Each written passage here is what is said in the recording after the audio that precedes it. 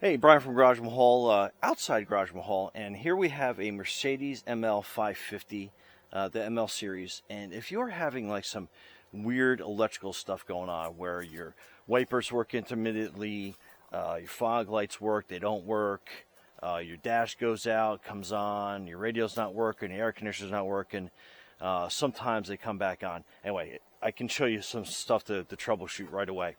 All right, first thing is you want to check your battery voltage, and your battery is underneath your seat. And actually you have two batteries. You have your regular 12 volt battery, and then you have an auxiliary battery which is back there in that compartment. Back there in that compartment, you can see that little Duracell logo there. So that is your auxiliary battery. So with the car off, you want to see where your voltages are for your battery. I've already hooked this one terminal up, and then I'm going to reach under here and test the battery. So on the meter, you can see 12.6. So you know your alternator is charging your battery, and your battery is holding a charge for the most part. So when you have the car running, we're going to take another reading and see where we're at. But in the meantime, we are going to check the auxiliary battery, which is under here.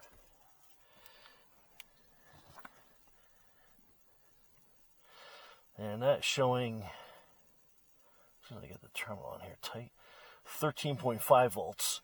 So you know your auxiliary battery is working and also charging. So let's start the car. Oh, the other thing is, these are 10 millimeter bolts that are on here. So you want to make sure that they are tight, because you don't know if the guy who changed the battery last tightened them, didn't tighten them, or what's going on. But that can be a factor as well. So make sure that both of your battery terminals are tight. All right, let's start the car.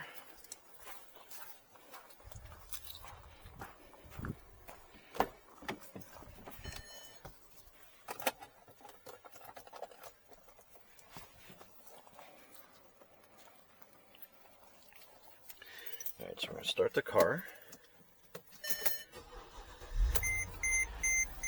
Alright, so we're started up.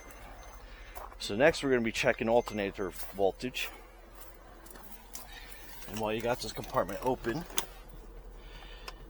you are looking to see if your alternator is charging your battery.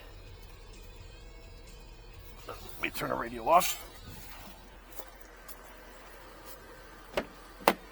And that's actually a good sign, because it wasn't working before. Okay.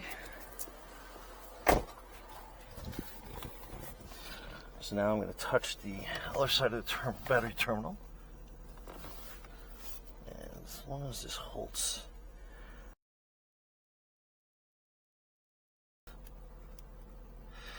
Alright, so we're connected. And you can see how it's showing 13.9 to 14 volts. That's exactly where you want that alternator to be doing. So we know that that is good, and you're getting good voltage all the way across. So next thing to check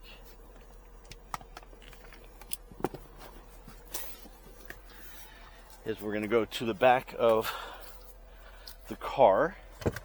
You have this compartment, so you get a big flathead screwdriver, and you just turn them to the left, and then this panel comes out.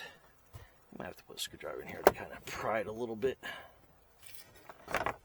Okay, so one thing on this is you have this padding here, and one thing I spotted real quick is, see this mark that's here? That is actually from your wire rubbing against this. This is obviously a sound barrier, and you got a little bit up here. So the first thing I started looking for is this wire harness is supposed to be back here and not rubbing up against this. So what's happened is I don't know if you can see that in there, but you can see how the wires are loose on the inside of that little coupling. So that's not good. That's what's going to cause you loose connections, and that is what's going to not give power to your back panel. So that's why each one of these fuses wasn't getting a proper voltage, because his wiring harness was basically not where it's supposed to be. So if you see this, that's going to be a telltale sign that your wire harness is rubbing on that, and it's going to make a loose or jiggly connection that's in there. So basically how you combat that is you get yourself a couple wire ties, and what we are going to simply do is we're going to wire tie some of these wires together to hold them out of the way.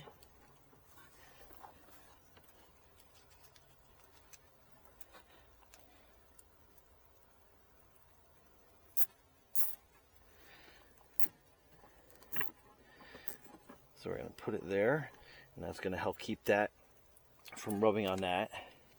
And then this one, we'll probably wire tie a little bit more into this back part.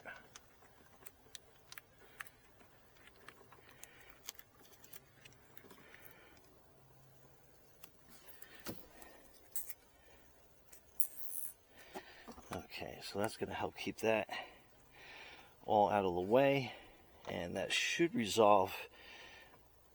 And we'll just put that there, and that should resolve any of that road vibration and moving around.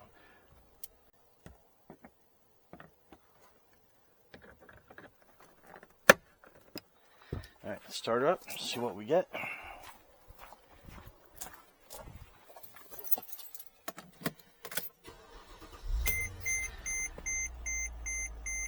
Okay, so you want to make sure everything energizes and you have no errors on the dashboard. Make sure your hazards work. Make sure your fans work. Your radio's coming on. So that's good. You got your blinkers. Okay, your headlights. So those should be your running lights.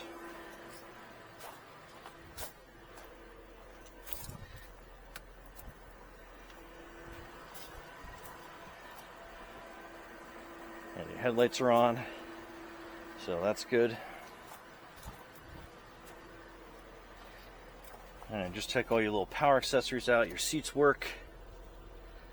I'm not sure how to do the fog lights. I think you pull that out all the way. Yeah, your fog lights are on. So looks like everything is working. And check out your wipers. So your wipers are working. So looks like everything is working good. And other than that, that's it. So that's how you can check for your quick and easy electrical issues with your Mercedes ML3 or ML500 class. And Brian from Garage Mall, thanks for watching. Be safe out there.